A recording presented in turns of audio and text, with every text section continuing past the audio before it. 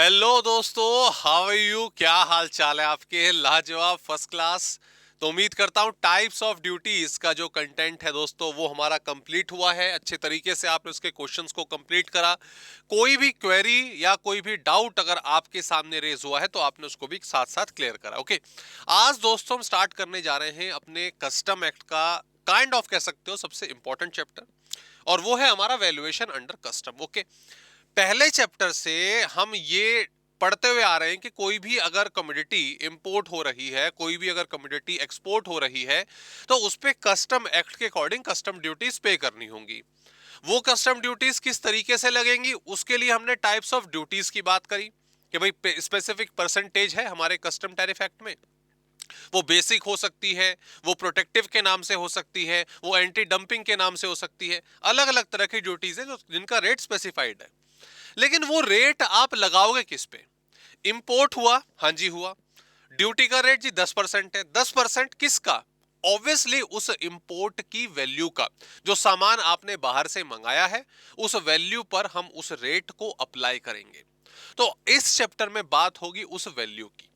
अगर हम इंपोर्ट कर रहे हैं, हमने मान लीजिए ये पेन बाहर से 1 लाख पेन हमने बाहर से इंपोर्ट करे, उन 1 लाख पेन की जो वैल्यू है वो कैसे डिसाइड होगी, उस पर रेट जो है जो हम लगाना चाहते हैं, उस वैल्यूएशन तक आने के लिए हमें कौन कौन से स्टेप, कौन कौन से एक्सपेंसेस को जोड़ना पड़ता है, वो तमाम हमारा इस टॉपिक पे डिस्कस होने वाला है। ओके, यहां पर सबसे पहली चीज तो क्लियर आपके सामने ये होनी चाहिए कि हम दोनों के बारे में पढ़ेंगे, इंपोर्ट और एक्सपोर्ट के बारे में। ओके, वैल्यूएशन ऑफ सामान मंगाए तो वैल्यूएशन ऑफ इंपोर्टेड गुड्स, और अगर आपने सामान जो है भेजा है तो एक्सपोर्ट गुड्स की आप किस तरह से वैल्यूएशन करोगे। एंड यस, ऑब्वियसली जो मेन कंटेंट है जो ज्यादा एग्जाम में पूछा जाता है वो इंपोर्टेड वाले पोर्शन से पूछा जाएगा। ओके, तो पहले हम इंपोर्ट को ही शुरू करते हैं। वैल्यूएशन ऑफ इंपोर्टेड गुड किस तरीके से कैलकुलेट होगा। ओके, इंपोर्टेड गुड्स की बात करें तो सेक्शन 14 है, 2 पार्ट है। Crude palm oil, crude palmolein, crude soya. Palm oil को लेकर अभी रिसेंट टाइम पर भी हमने देखा बहुत सारे जो कंडीशंस थी चेंज हुई, तो ऑयल को लेकर एक अलग सिनेरियो है वैल्यूएशन को लेकर। बाकी सारे के सारे जो हैं आपके अलग अदर कैटेगरी में सेक्शन 14 सबसेक्शन 1 में है। ठीक है, खैर ये सेक्शन वेक्शन हम ठीक है इंपॉर्टेंट है, मालूम है। मेन मुद्दे पर आते हैं कि वैल्यूएशन किस तरीके से होगी। ओके, तो रही बात यहां पर दोस्तों वैल्यूएशन की, तो वैल्यूएशन करने के लिए, इंपोर्टेड गुड्स के वैल्यूएशन करने के लिए बहुत सारे मेथड्स हैं। तकरीबन 7-8 अलग अलग अप्रोचेस हम पढ़ेंगे इसमें। Imported goods, similar goods, identical good, deductive method, ये सारे की सारी जो कैलकुलेशंस हम सीखेंगे। ओके, लेकिन ऑब्वियसली शुरुआत करेंगे अपने नॉर्मल तरीके से कि सामान को अगर बाहर से मंगवाया गया है तो किस तरीके से उसके ऊपर उसकी वैल्यूएशन होगी और कैसे उसके ऊपर रेट अप्लाई होगा। ओके, यहां पर स्टार्टिंग में कुछ प्रोविजंस जो हैं वो बता रखे हैं वगैरह वगैरह वगैरह। मैं आपको पहले एक बारी ये इस पर वापस लेकर आऊंगा अभी, लेकिन मैं आपको सिंपली पहले ये टेबल बता देता हूं कि क्या क्या चीजें जोड़ने पर आप बेसिकली पता लगाएंगे इंपोर्टेड गुड्स की वैल्यूएशन कैसे होती है। ओके, कि भाई ये सामान बाहर से मंगाया गया, हाँ जी मंगाया गया, इस पर 10% की बेसिक कस्टम ड्यूटी लगेगी, अदर ड्यूटीज लगेंगी, हाँ जी लगेंगी, लेकिन ये पेन कितने का है, वो कितना कैसे डिसाइड होगा, आइए ध्यान दें। देखो, पहले एक बार टेबल को पढ़ते हैं। आई होप ये टेबल प्रॉपरली विजिबल है। अगर विजिबल नहीं है तो आप मेरे नंबर पर व्हाट्सएप करके, मैं डिस्क्रिप्शन में इसका पूरा इंफॉर्मेशन आपको दे दूंगा, वहां से आप जो है पीडीएफ ले सकते हैं। ओके, द थिंग इज, देखो पहले पढ़ो, उसके बाद मैं आपको इसका एक शॉर्ट तरीका बताऊंगा आसानी से याद करने का। ओके, यहां पर सबसे पहले अगर मैं देखूं, इसको हटा देते हैं, हाँ, यहां पर सबसे पहले अगर मैं देखूं वैल्यू ऑफ इंपोर्ट की बात हो रही है। ओके, इंपोर्ट की बात हो रही है मतलब सामान इंडिया से बाहर है। ओके, तो value of material at ex factory price. Okay, मतलब वहां पर जहां से मान लो यूरोप से की किसी कंट्री से आ रहा है तो वहां पे उसका कोई प्राइस है। Carriage freight insurance up to the port, port तक लाने का सामान, charges for loading on to the ship port in the exporter country, और उसी कंट्री में सामान को चढ़ाया गया शिप पर उसका charge, and it will leads to free on board. Okay, सीधी सी बात है, जिस कंट्री से इंपोर्ट करवाया है वहां के एक्सपोर्टर ने, हम इंपोर्टर हो गए वो एक्सपोर्टर हो गया, उसने सामान फैक्ट्री से निकाला, ट्रांसपोर्टेशन वगैरह का खर्चा हुआ, इंश्योरेंस का हुआ, पोर्ट तक पहुंच गया है, शिप पर चढ़ चुका है, तब तक के खर्चे को बोला जाएगा फ्री ऑन बोर्ड। ओके, ये अमाउंट यहां पर आ गया। ज्यादातर क्वेश्चंस में मोस्टली ये हमें डायरेक्टली गिवन होगा, ये ऊपर वाला जो मसाला है ये निकालने की नौबत नहीं आएगी ज्यादातर क्वेश्चंस में, क्योंकि डायरेक्टली हमें एफओबी की वैल्यू दे दी जाती है। अब ध्यान देंगे। ओके, उसके बाद ठीक है, तो एफओबी हमारा मसला हो गया, एफओबी पर हम आ गए, फ्री ऑन बोर्ड। उसके बाद दोस्तों अगर ध्यान दें, मुझे दो चीजों को टारगेट करना है, दो मेन चीजों को टारगेट करना है। देखो टेबल देखेंगे, ये है फ्री ऑन बोर्ड एफओबी, हमने इसके बारे में पहले भी डिस्कस करा है इनिशियल चैप्टर में जब हम एक्सपोर्ट गुड्स की वैल्यूज निकालते हैं। लेकिन नीचे यहां पर दिया गया है एफओबी दोबारा से एज पर कस्टम्स, मतलब हमारा लॉ। एक एफओबी वहां के एक्सपोर्टर ने हमें बता दी, और एक एफओबी है जो हमारा कस्टम एक्ट कह रहा है कि जी नहीं जी, हम इसको नहीं मानेंगे, हम इसको मानेंगे। ये हमारी एफओबी मानी जाएगी हमारे कस्टम्स के लॉस के हिसाब से। तो ये कुछ रास्ता है, ये कुछ चीजें हैं, और इनको वापस से ऐड करा गया है। If not included in the above, अगर ऊपर ये चीजें ऐड नहीं करी हैं तो दोबारा करनी पड़ेंगी। वो चीजें कौन कौन सी हैं? बिल्कुल सिंपल है, देखो, कमीशन एंड ब्रोकरेज, एक तो ये ऐड करिएगा वापस से। अगर आपने इन गुड्स के डीलिंग में कोई कमीशन या कोई ब्रोकरेज पे करी है तो वो चीज ऐड बैक होगी, ठीक है। लेकिन उसमें सबसे इंपॉर्टेंट चीज जो बाइंग कमीशन है, अगर वो क्वेश्चन में दिया हुआ है तो आपको उसे इग्नोर करना है। देखो, बाइंग कमीशन एक्सपोर्टर और इंपोर्टर के बीच की एक ट्रांजैक्शन है, इसीलिए इसको इग्नोर करना पड़ता है। अगर हम कहेंगे कि बाइंग कमीशन को भी ऐड करें तो इंपोर्टर एक्सपोर्टर ऑब्वियसली अपने प्राइस को उस कमीशन की वैल्यू से एडजस्ट कर देंगे। क्लियर? तो सिंपल सी बात है, इसको इग्नोर करना है। अगर बाइंग कमीशन, अगर ये वर्ड आ जाए ना बाइंग कमीशन, उसको इग्नोर करना है।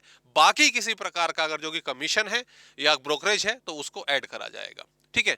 इसके अलावा पैकिंग चार्जेस जो है, अरे वो ऐड होंगे, ठीक है। लेकिन इसमें जो ड्यूरेबल और रिटर्नेबल पैकिंग है, जो वापस चली जाएगी, उसको ऐड नहीं करा जाएगा, ठीक है। भाई एक डेलिकेट चीजें बाहर से आ रही हैं, ओके। अब वो देखा जाए तो हम डेलिकेट चीजों को इंपोर्ट कर रहे हैं, लेकिन वो रास्ते में टूटे ना, हमारे कंट्री के इंपोर्टर को नुकसान ना हो, तो उसकी प्रॉपर अच्छी तरीके से एक्स्ट्रा पैकिंग करवा के उसको भेजा गया, राइट। अब जिस चीज में उसकी पैकिंग हुई है उसको तो इंपोर्ट की वैल्यू में मत जोड़ो ना, तो वो तो वापस चले जाएंगे। तो डेलिकेट रहे चीज, ठीक ठाक रहे, इसलिए उसको पैकिंग करके भेजा गया। तो पैकिंग चार्जेस ऐड होंगे, लेकिन अगर उसकी सेफ्टी कंसर्न को लेकर और वो चीजें वापस चली जाएंगी तो उसको नहीं जोड़ा जाएगा, okay. Cost of engineering development fees वगैरह वगैरह अगर कुछ हुआ है, डिजाइनिंग वगैरह का खर्चा, वो भी जोड़ा जाएगा। लेकिन ध्यान दीजिएगा, ये खर्चा आउटसाइड इंडिया हुआ हो, ठीक है, आउटसाइड इंडिया हुआ हो।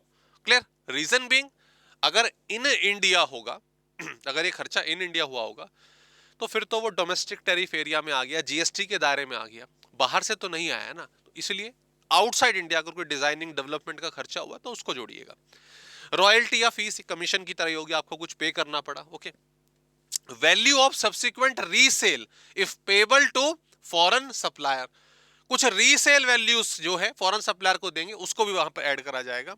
और अगर कुछ ध्यान देंगे, ये वाला इंपॉर्टेंट है, ये अक्सर पूछा जाता है एग्जाम में, ये वाला लास्ट पॉइंट, क्या कि value of material supplied by the buyer free of cost, ठीक है। भाई ये 1 लाख पेन आ गए, साथ में ये वाले पेन 10,000 दे दिए। कैसे दे दिए? ऐसे ही दे दिए कि यार इसके साथ फ्री है, ठीक है, या फ्री के नाम पे, पर ठीक है चलो इस्तेमाल होंगे, बट फ्री वाले के जो फ्री दे दिया साथ में। तो गवर्नमेंट कहती है नहीं, ऐसा नहीं हो सकता, जो आपने फ्री में सामान उठाया बाहर से उसको भी इंपोर्ट के अंदर जोड़ा जाएगा, ओके। तो इन चीजों को करेक्ट करने के बाद एफओबी वैल्यू एज पर कस्टम आ जाएगी, और हमारा जो कैलकुलेशन है, हमारी जो कैलकुलेशन है वो इस वैल्यू पर लागू होगी। क्लियर? ये वाली नहीं, ये वाली लागू होगी, ठीक है। इसके बाद कुछ खर्चे, अरे बाप रे तार कहां गया, ठीक है। इसके बाद कुछ खर्चे और हेड होंगे, वो क्या है? Cost and freight if not specified 20% of FOB. इसको मैं बताता हूं भी क्या मसाला है। Ship demurrage charges on charter vessel, lighterage charges और इंश्योरेंस, इनको जोड़ने के बाद CIF वैल्यू आएगी और इस पर टैक्स लगेगा। इस पर टैक्स मतलब इस पर ड्यूटी लगेगी।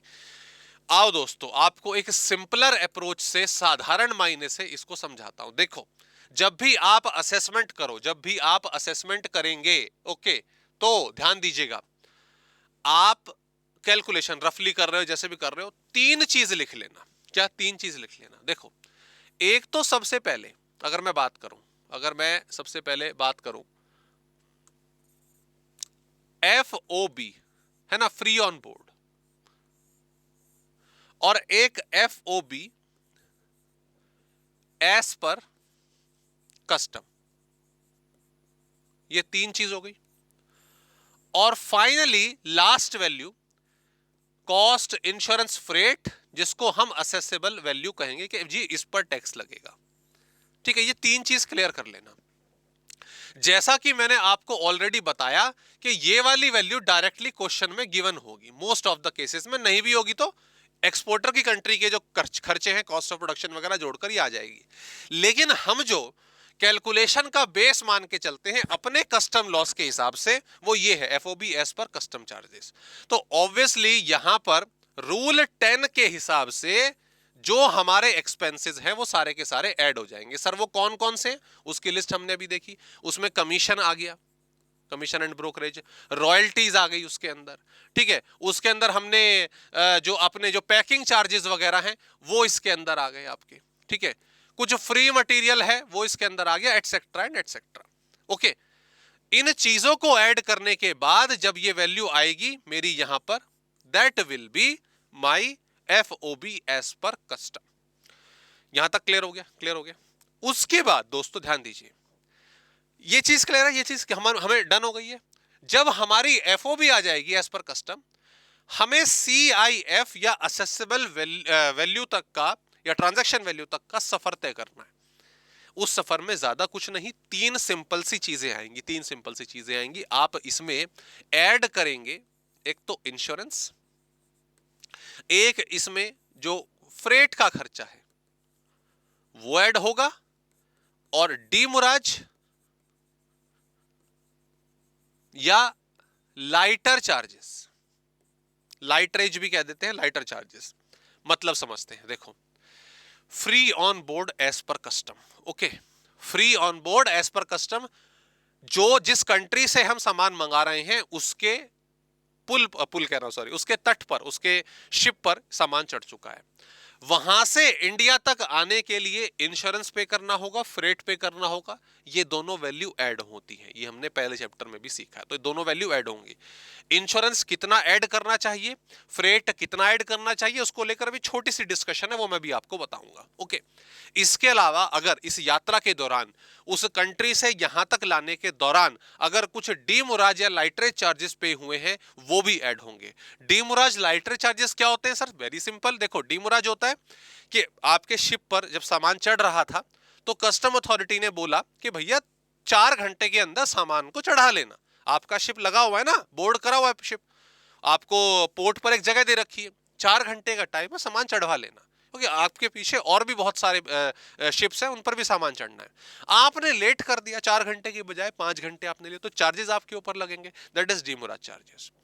इसके अलावा लाइटरेज चार्जेस, जब कई बेसिकली लाइट जो है, लाइटर वगैरह होते हैं ना, लाइट दिखाना, देखा होगा आपने शिप में, वो गोल गोल सी लाइट होती है दिखाते, अगर उनका यूज करा जाए, पोर्ट की लाइटरेज का यूज करा जाए, तो उसके कुछ अलग से चार्जेस होते हैं। तो उन सब चीजों को जोड़कर फाइनली हमारी CIF वैल्यू आती है, और इस पर फिर वो सिलसिला शुरू होता है जो आप ऑलरेडी सीख चुके हो। सर पहले BCD लगेगी, बेसिक कस्टम ड्यूटी, इसके बाद स्पेशल वेलफेयर जो हमारा सेस है इसके ऊपर वो लगे, सरचार्ज जो है, सॉरी माफ कीजिएगा, वो लगेगा, ठीक है। IGST लगेगा, अगर सेस है, GST कंपनसेशन सेस है, तो वो लगेगा। उसके बाद ये, इसके बाद का सिलसिला आप जान चुके हो, ये आपको सॉल्व करना है। तो कहने का मतलब दोस्तों 3 चीजें, FOB एस पर कस्टम, और CIF और असेसेबल वैल्यू। यहां पर ये 3 चीजें आती हैं, इंश्योरेंस, फ्रेट और डीमुराज और लाइटरेज, ठीक है। डीमुराज लाइटरेज भी बहुत कम होता है, मेन इंश्योरेंस और फ्रेट ही होता है। इसकी वैल्यू कैसे लिखते हैं अभी बताता हूं, कैसे कैलकुलेट करते हैं। और FOB से FOB एस पर कस्टम के बीच में रूल 10 की कुछ चीजें हैं, वो हमें ऐड करनी है, वो टेबल से हमने देखा। कमीशन, आपका रॉयल्टी, पैकिंग चार्जेस, ये सब ऐड होते हैं, लेकिन बाइंग कमीशन पे नहीं होता, इतना हमें याद रखना है। ओके, चलो जी, फिर आते हैं वापस से। तो ये दोस्तों सिलसिला जो हमने यहां पर अपने टेबल के रूप में, अरे इतना बड़ा, इसको छोटा करा जाए, ठीक है, ये हमने समझा, अब ठीक है। हाँ, ये हमने टेबल देखी। अब जरा वापस से आ जाते हैं, देखो ठीक है, कंटेंट आपको समझ आए, क्वेश्चन बस अब करने हैं। तो वही चीज यहाँ पे बताई, ट्रांजैक्शन वैल्यू जो है हमें सबसे पहले जो हम ये कर रहे हैं ना, बेसिकली मैंने आपको बोला बहुत सारे मेथड्स हैं इंपोर्ट की असेसेबल वैल्यू निकालने के। तो सबसे पहले जो हम ये मेथड कर रहे हैं, इसको बेसिकली आप नाम दे सकते हो ट्रांजैक्शन वैल्यू मेथड, सिंपल सा, of transaction value of imported goods, sorry पूरा बोलिएगा, ऑफ इंपोर्टेड गुड्स। इसके अलावा transaction value of imported goods as identical goods, as similar goods. एक रेजिजुअल मेथड पढ़ेंगे, डिडक्टिव मेथड पढ़ेंगे, वो जब आएगा तब पढ़ेंगे, लेकिन आज की क्लास में हम ये वाला कंटेंट कवर कर लेंगे जो नॉर्मल कैलकुलेशन बेस्ड हमारा होता है। ओके, इसके अलावा दोस्तों एक छोटी सी केस स्टडी और है यहां पर। इस केस स्टडी में एग्जाम में क्वेश्चन आने के मायनों के हिसाब से मैं एक चीज आपको बताना चाहता हूं एग्जाम्पल के थ्रू। वो ये वाला वर्ड याद रखिएगा, म्यूचुअल एग्रीमेंट। क्या? Mutual agreement of extension. देखिए ये केस स्टडी है, इसको आप रीड करेंगे समझ आएगा, मैं इसको प्रॉपर्ली एक्सप्लेन कर देता हूं। देखो मान लीजिए मेरी और आपकी कंट्री अलग है, मेरी कंट्री अलग है। मैं आपसे कुछ इंपोर्ट करवाना चाहता हूं, मान लीजिए कोई इंडस्ट्रियल इक्विपमेंट मैंने आपसे इंपोर्ट करनी है। हाँ, मैंने आपसे डील करी कि भाई ऐसा है, मुझे मेरा सामान जो है वो 10 जुलाई तक पहुंचा दीजिएगा, मतलब 10 जुलाई को शिप कर दीजिएगा वहां से, ठीक है, okay.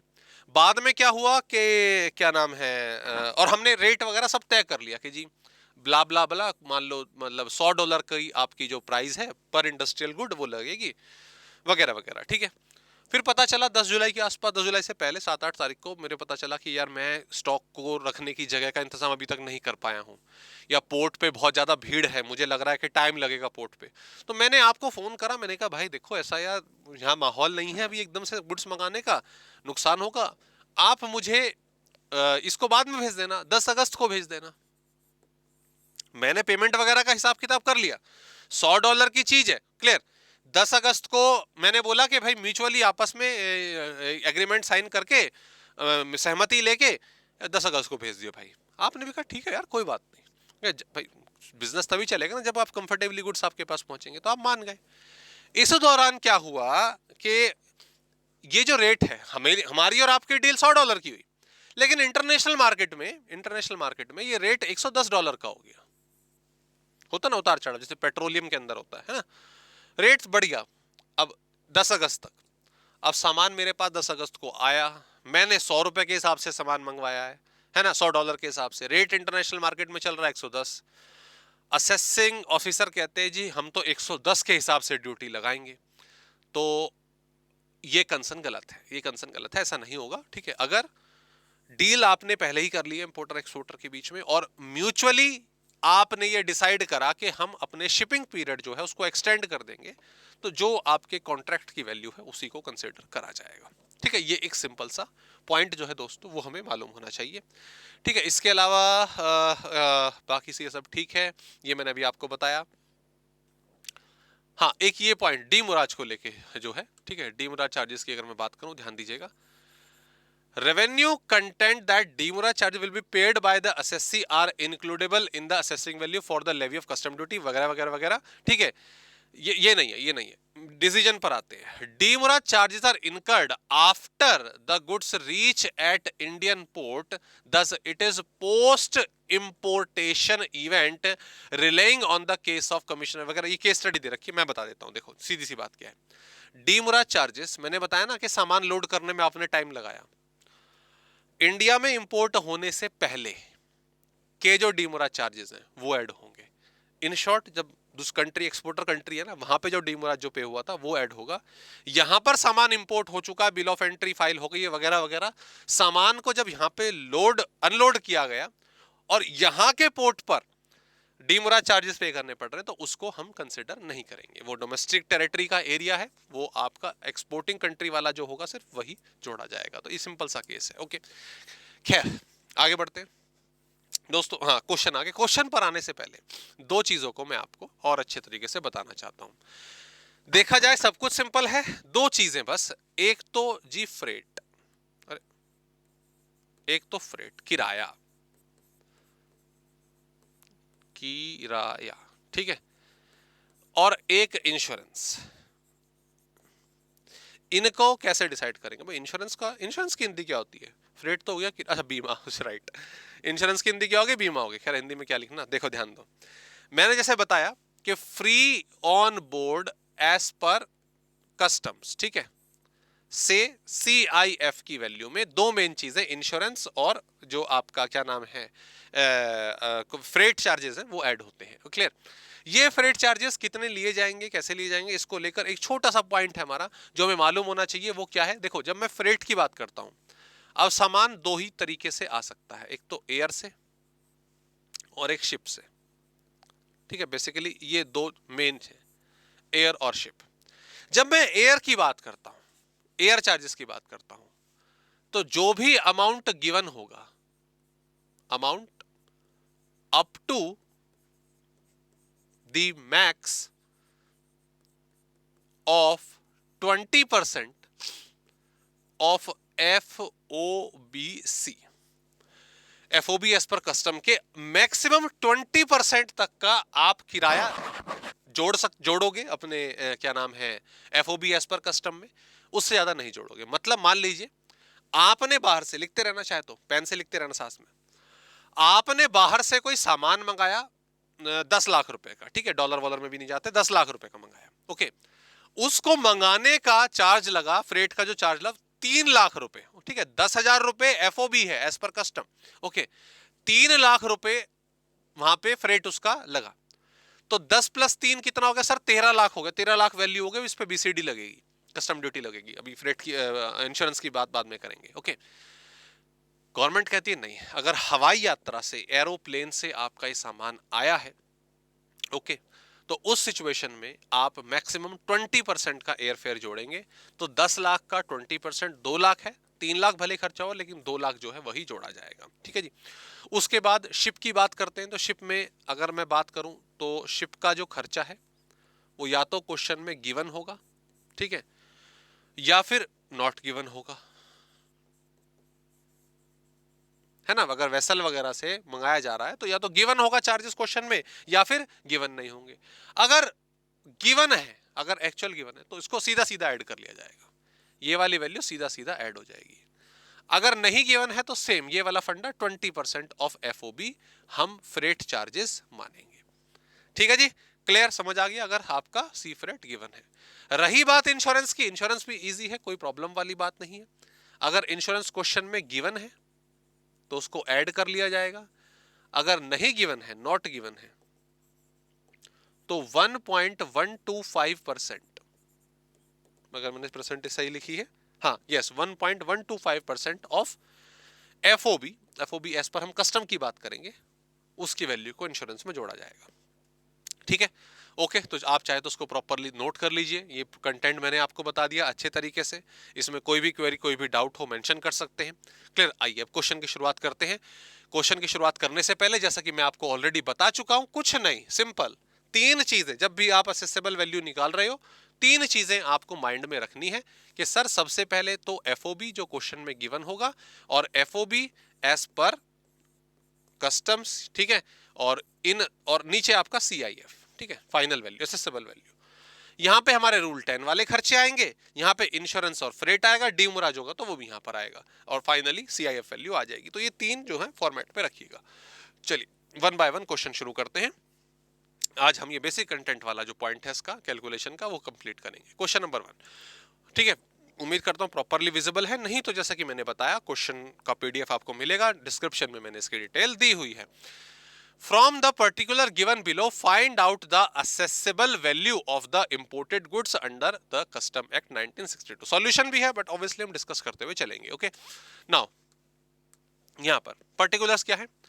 Cost of machine at the factory of the exporting country, ठीक है, 10,000 रुपए, 10,000 डॉलर, माफ कीजिएगा, डॉलर में कहानी चल रही है, डॉलर, ठीक है।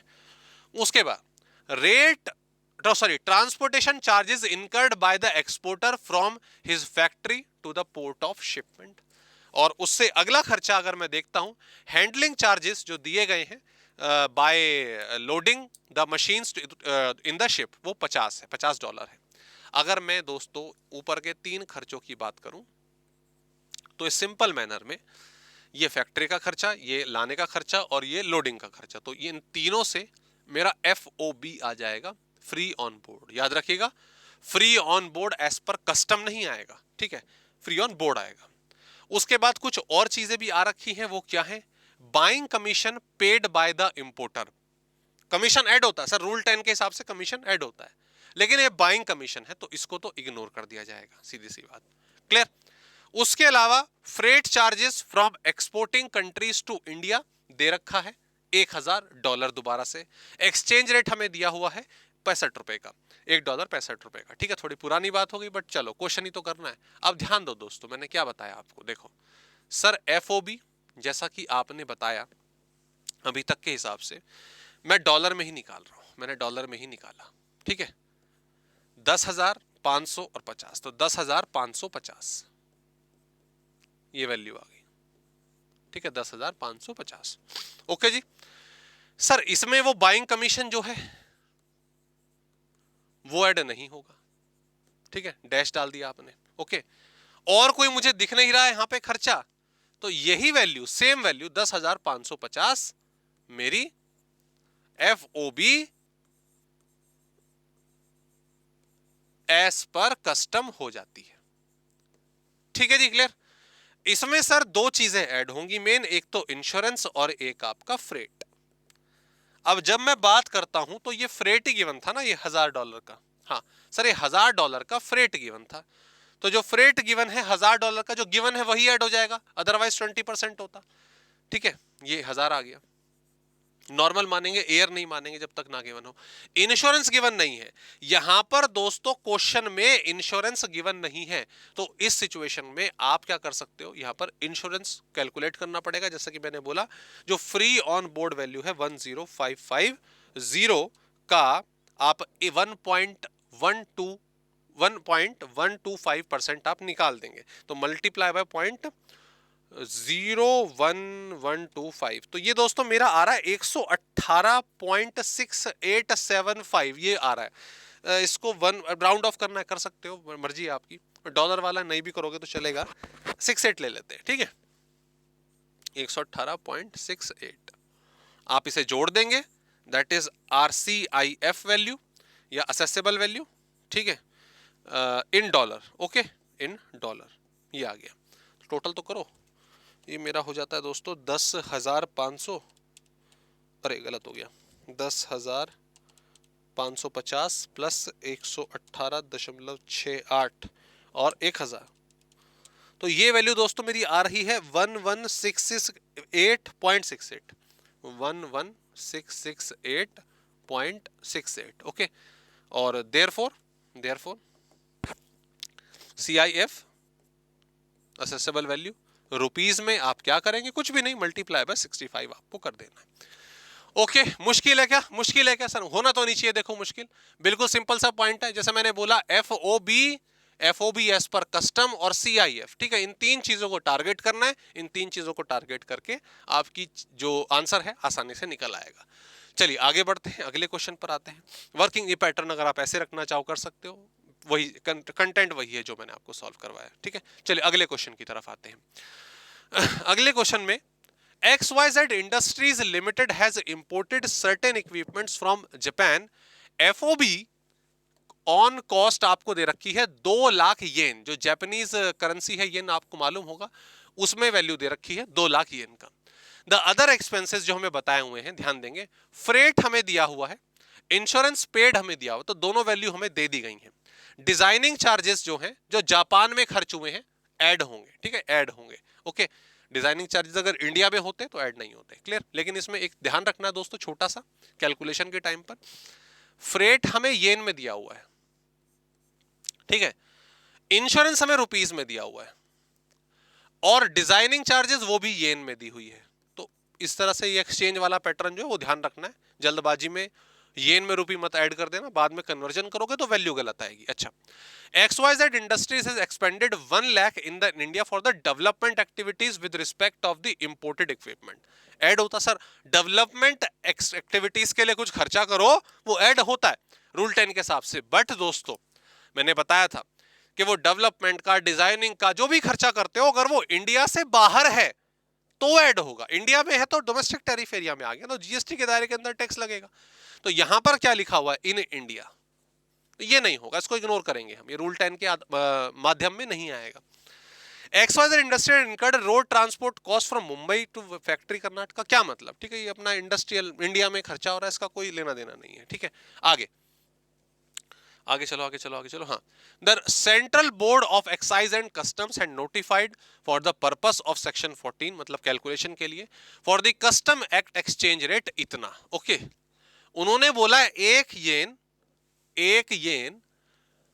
रुपीज 0.39, आपको मालूम होगा रुपी बेसिकली स्ट्रांग है, अगर हम जैसे डॉलर रुपी का कंटेक्स्ट देखते हैं तो rupee is like strongest strong currency as compare to the yen, okay.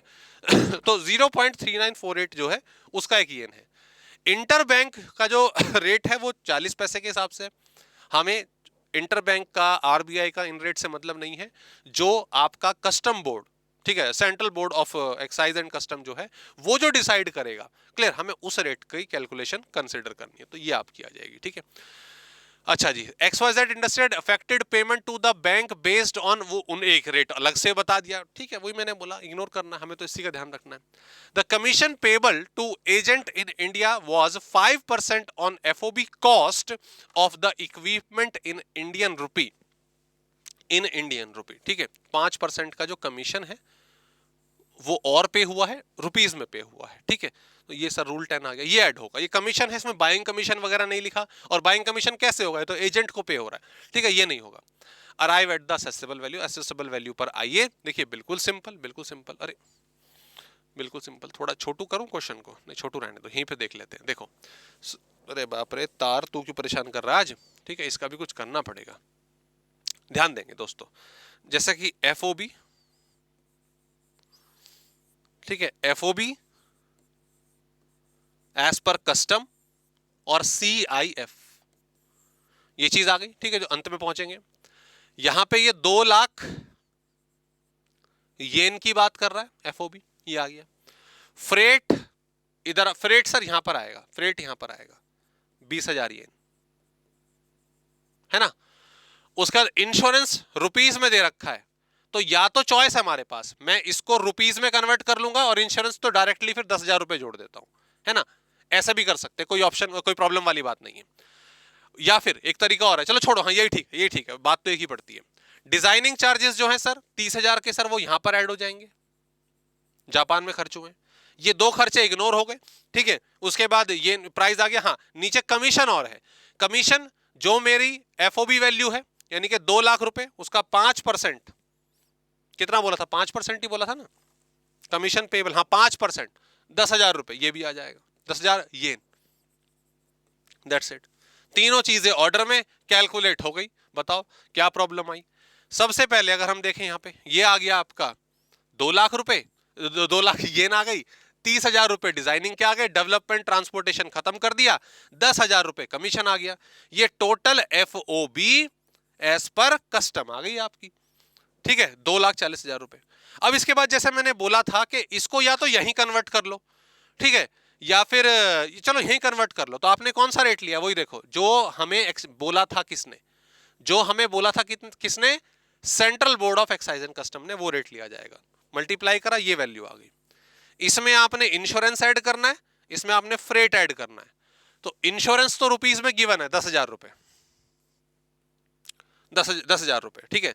जो हाँ फ्रेट था 20,000 येन का, उसे कन्वर्ट करके रेट के हिसाब से आप ऐड कर देना, वही सेम रेट आपका जो है, टोटल करा आपने, दैट इज व्हाट आपका असेसेबल वैल्यू, जिस पर टैक्स लगेगा, जिस पे आप रेट अप्लाई कर देंगे। तो मुश्किल है क्या, बिल्कुल मुश्किल नहीं होना चाहिए, 3 स्टेप, FOB एस पर कस्टम, CIF, दैट्स इट, ये तो याद रखना है। आगे बढ़ते हैं, नेक्स्ट क्वेश्चन नंबर 3 आ गया। BSA and Company Limited have imported a machine from UK from the following particulars furnished by them, arrived at the assessable value पर आपको निकालना है। सर बिल्कुल निकाल देंगे, कोई दिक्कत वाली बात नहीं है sir. FOB cost of machine, FOB cost दे दी, तो ये मैंने बोला था डायरेक्टली ज्यादातर क्वेश्चन में गिवन होगी FOB। फ्रेट दे रखा है एयर का 3,000 UK पाउंड, नहीं लेंगे, सर एयर में मैक्सिमम लिमिट 20% है, ठीक है, तो ये हमारा आ जाएगा 2000 कंसिडर होगा। और ये फ्रेट है तो FOB C के बाद ऐड होगा। Engineering and designing charges paid to a firm in UK sir 500, yes ये ऐड होंगे सर, ये ऐड होंगे।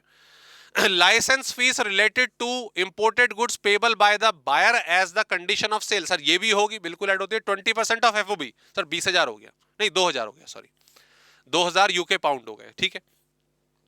Material and component supplied free of cost sir ये भी होते हैं, ये भी होते हैं। और ध्यान दीजिएगा ये आपको यहां पे दे रखा है, ध्यान दीजिएगा रुपीज में, तो डॉलर कन्वर्ट करके आप इसको कर सकते हैं, डॉलर नहीं पाउंड में। अभी देखते हैं। Insurance paid to the insurance in India, insurance आ गया आपका। बाइंग कमीशन जो है एजेंट का, sort buying commission sir ignore करना है बिल्कुल कंप्लीटली, बाइंग कमीशन के नाम से हमें इसको इग्नोर करना है। बाकी सारी इंफॉर्मेशन हमें नीचे दी गई है। इंटर बैंक का रेट दे दिया, CBIC का, ठीक है, CBI अपना इनडायरेक्ट टैक्स एंड कस्टम का रेट दे आपका यहाँ पे आ गया। CBEC अगर हम देखें तो पुराना नाम है, ठीक है, आपका इनडायरेक्ट टैक्स एंड कस्टम का, ठीक है। ये बोला गया 70.25 इसको, तो इस रेट के हिसाब से सर हम कैलकुलेशन करेंगे। Importer paid 5,000 towards demurrage charges for the delay, अब भैया ये भी ऐड हो जाएगा, तो सिंपल सर, सिंपल अरे सिंपल है सर, सिंपल है। नहीं एक सेकंड रुको। इंपोर्टर ने पे करा, इंपोर्टर बोले तो अपन लोग भाई, हम इंडिया, ये नहीं होगा, ठीक है। एक्सपोर्टर का जो वहां पे था वो ऐड होना था। सर हो गया बिल्कुल सिंपल। आओ टेबल बना लो